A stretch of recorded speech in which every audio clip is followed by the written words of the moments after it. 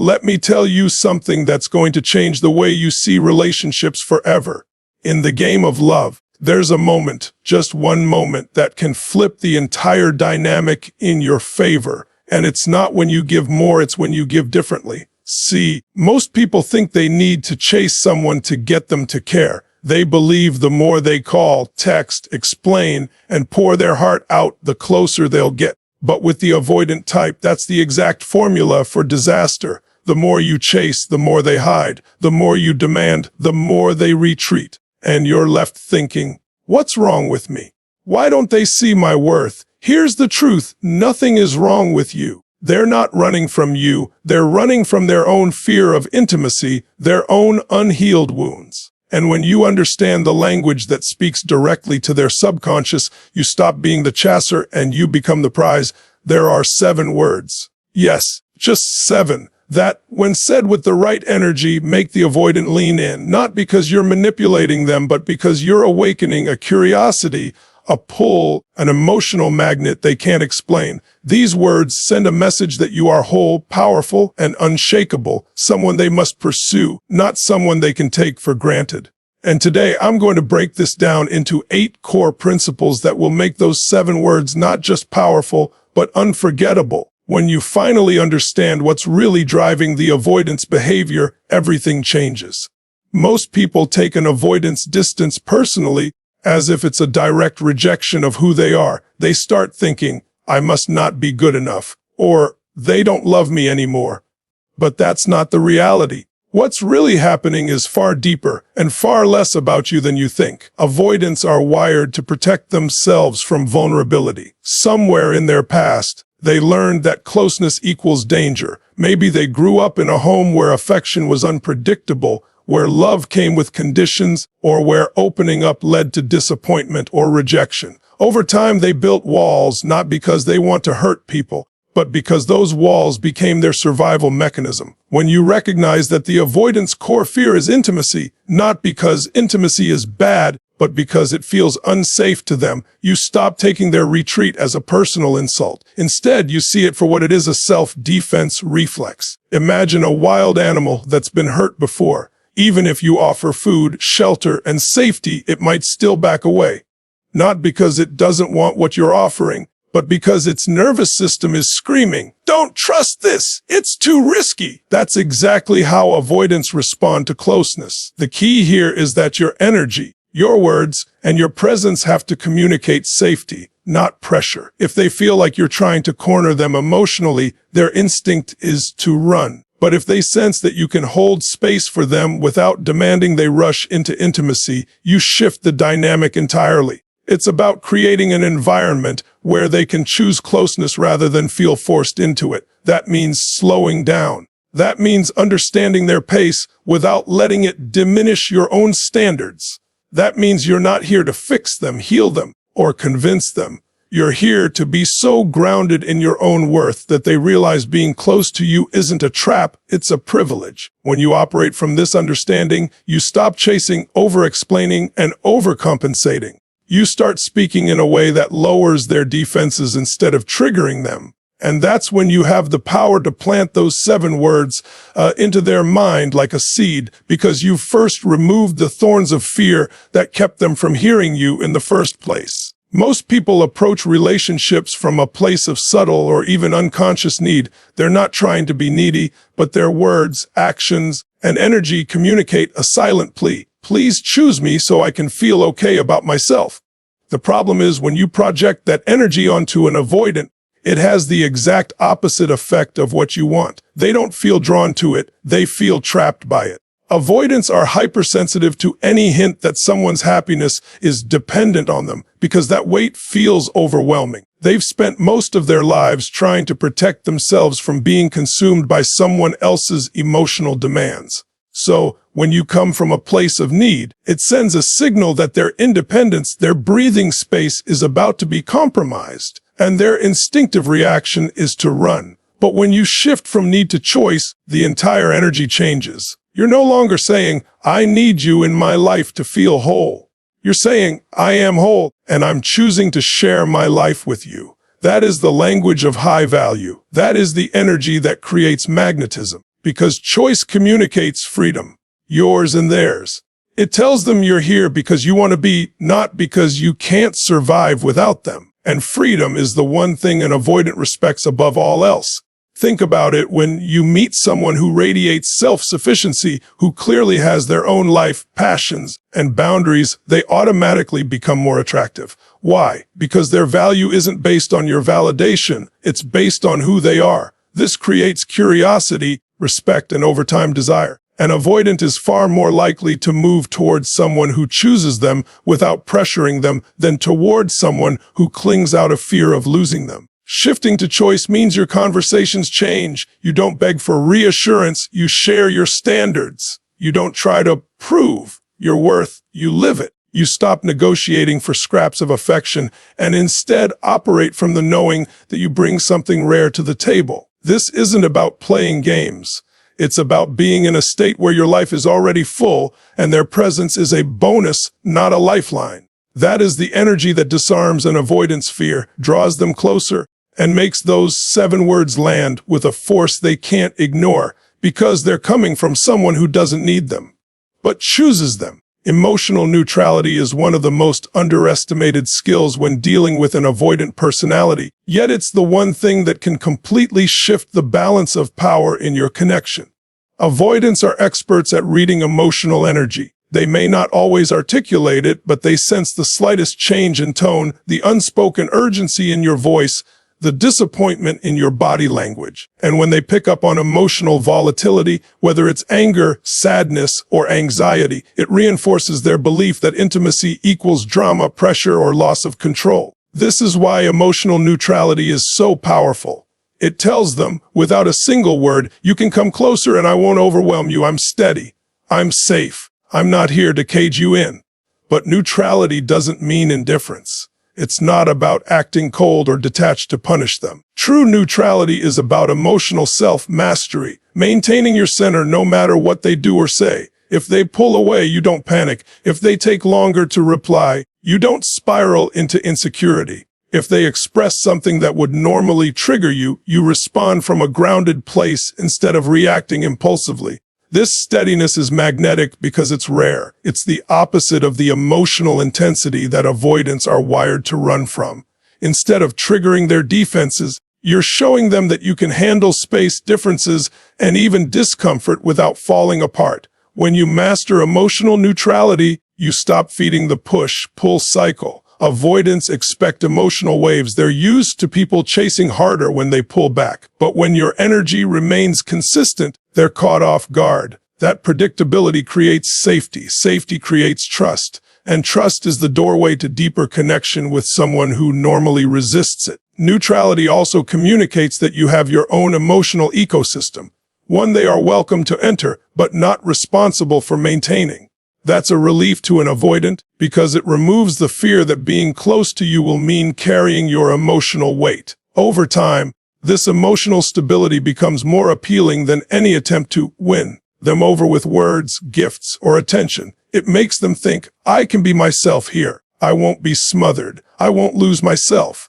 And when an avoidant feels that, they begin to lean in, not because you pushed, but because your calm, grounded presence became the safest place in their world. Silence has a power that most people underestimate, especially when dealing with an avoidant. In a world where everyone is constantly talking, explaining, and justifying themselves, silence becomes a rare and potent force. For someone with an avoidant attachment style, constant verbal pressure feels like an attack on their space. It makes them want to retreat even further. But when you use silence intentionally, not as a punishment, but as a statement, it changes the dynamic completely. It signals that you don't feel the need to fill every gap, that you're comfortable with space, and that you trust the connection enough to let moments breathe. Silence gives the avoidant something they secretly crave: room to think, feel, and process on their own terms. Avoidants often need time to sort through their emotions without interference. When you keep talking to fill every pause, you rob them of that mental breathing space. But when you allow silence, you communicate respect for their process. You show that you're not going to force closeness, that you're not afraid of stillness, and that your sense of security isn't dependent on constant reassurance. Silence can also be a mirror. When you stop chasing with words, you give them the chance to notice the absence of your energy. This can awaken curiosity, sometimes even longing, because they realize they're not being pulled toward you. You've stepped back and allowed them to come forward. And human nature being what it is, we often value what we have to move toward on our own far more than what is pushed onto us. The key is to pair silence with presence. This means you're still emotionally available, still engaged when necessary, but you're not rushing to fill every gap with noise. Your body language stays open. Your energy remains warm, but your words are measured, deliberate, and chosen for impact, not out of fear. This blend of warmth and restraint makes silence a powerful communicator. It tells them, I'm here, but I'm not chasing. I'm listening, but I'm not demanding. And for the avoidant, that is a rare combination, one that invites them in rather than drives them away. Over time, this intentional quiet can become the space where they feel safest to open up, because they know you won't force them into vulnerability before they're ready.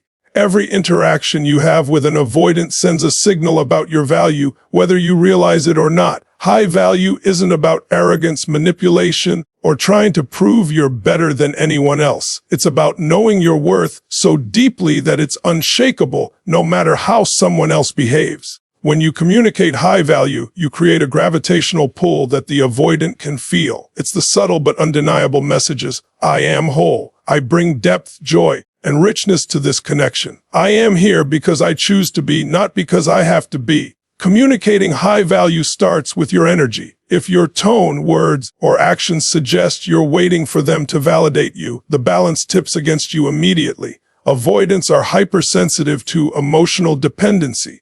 But when your words convey self-assurance, when you speak from a place of calm certainty rather than desperation, you become magnetic. Instead of chasing, you share. Instead of over-explaining, you express yourself clearly and concisely.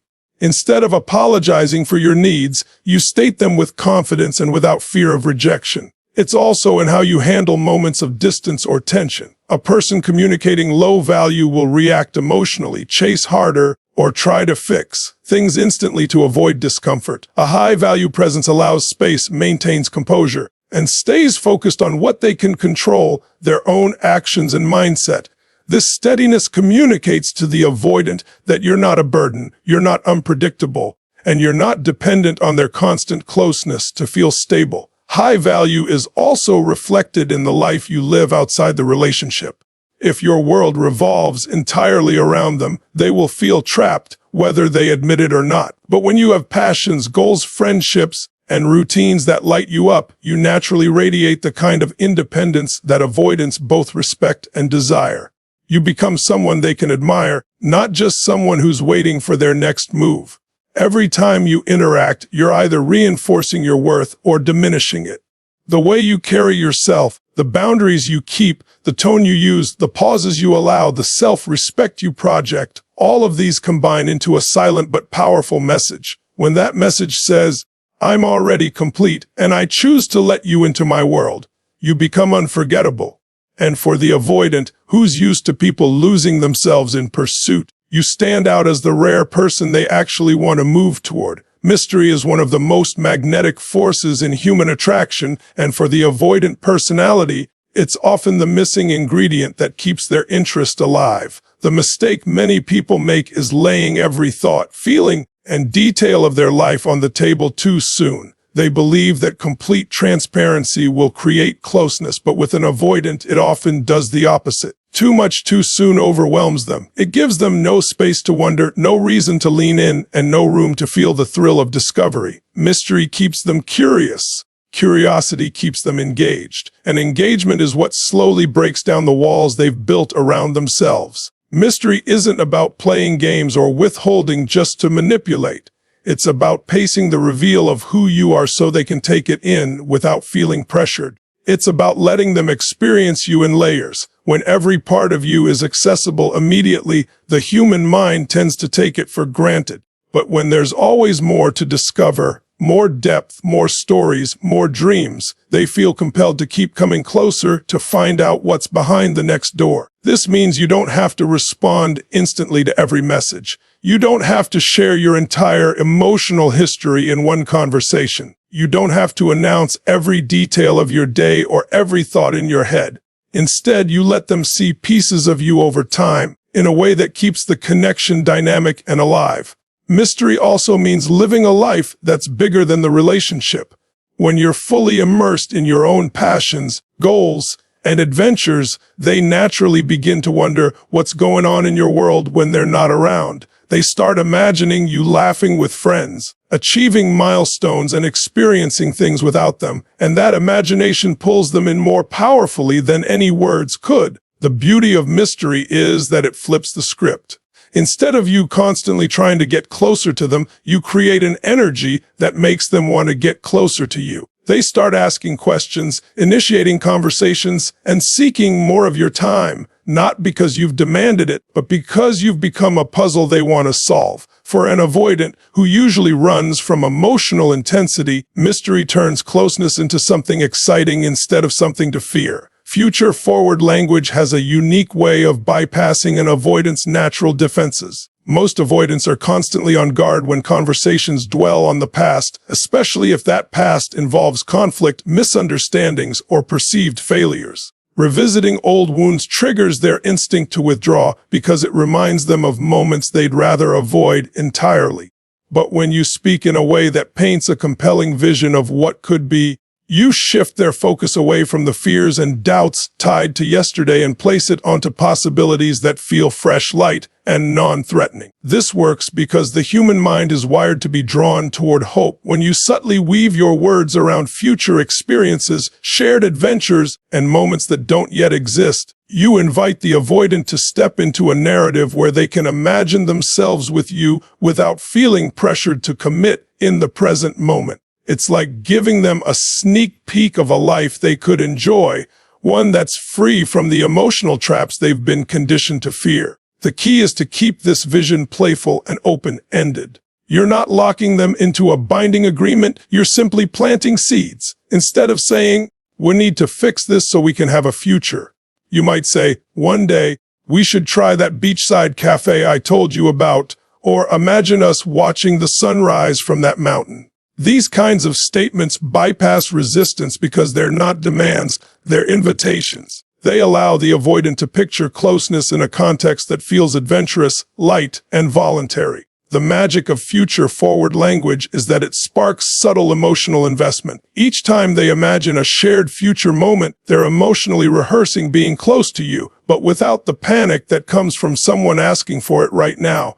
Over time, those small, vivid mental images start to replace the associations of closeness with fear and instead link it with excitement and comfort. Using this approach also keeps the emotional tone of your conversations uplifted, rather than looping through the same "what went wrong" discussions that drain connection. You're consistently introducing energy that feels expansive. For the avoidant, this is refreshing. They're not used to intimacy feeling like possibility. They're used to it feeling like pressure. And when you shift that association, you open a door they'll want to walk through because being around you starts to feel like stepping towards something inspiring, not away from something heavy. The real magic of the 7 words is not in the words themselves, it's in how you deliver them.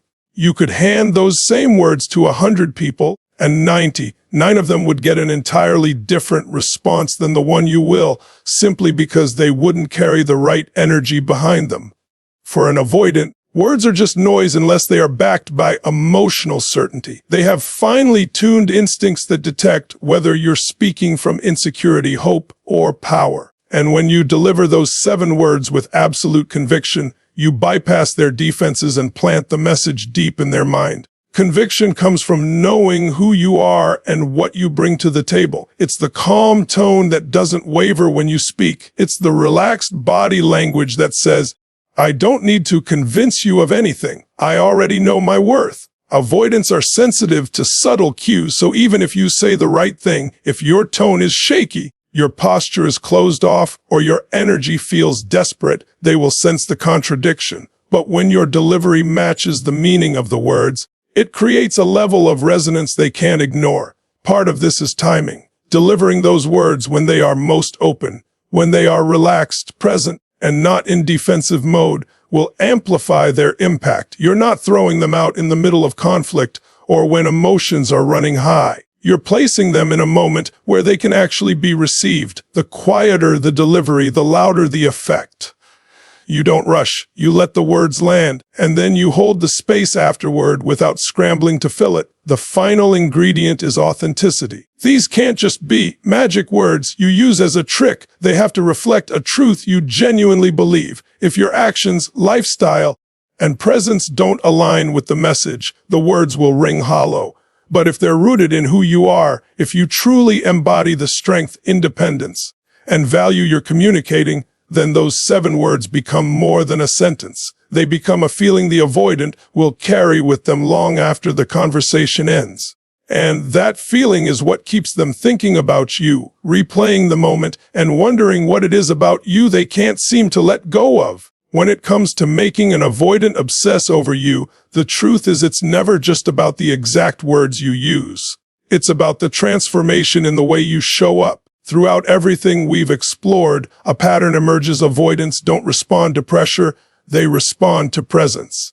They aren't moved by someone desperately trying to close the gap, they're drawn to someone who understands their need for space without losing connection. The 7 words are simply the tip of the iceberg. The real impact comes from the person you become while delivering them, a person who understands their psychology, respects their pace, and radiates value without ever begging for it. What you've seen in each key point is a blueprint for shifting the balance of power.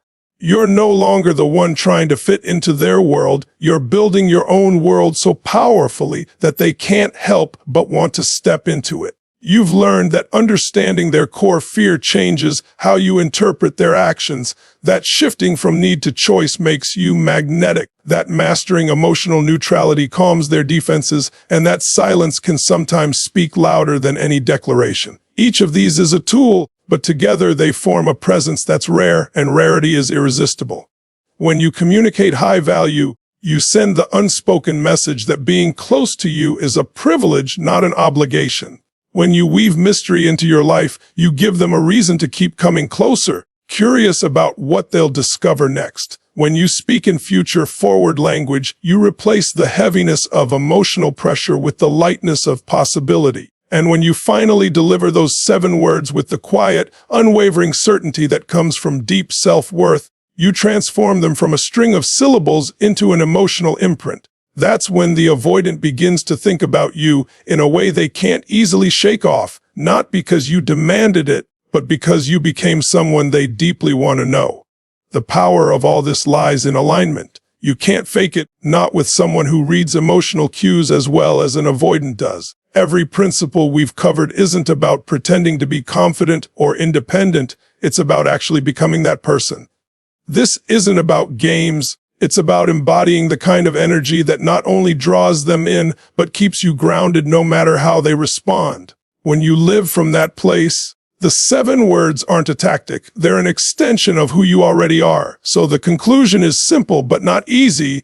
Don't focus solely on getting the avoidant to obsess over you. Focus on becoming the kind of person who naturally inspires that obsession without ever sacrificing your own emotional freedom. The 7 words will be powerful because you'll already be powerful. And when you stand in that strength, you won't just capture their attention, you'll capture something much deeper, their respect, their curiosity, and maybe, just maybe, the part of them they've kept locked away from everyone else. Thank you for watching and being part of this journey. If this video gave you value, inspiration, or a new perspective, don't forget to like, share, and subscribe. Your support means the world to me. Remember, transformation starts with one decision, one action, and one step forward. Until next time, stay strong, stay inspired, and keep becoming the best version of yourself. Take care, and I'll see you in the next video.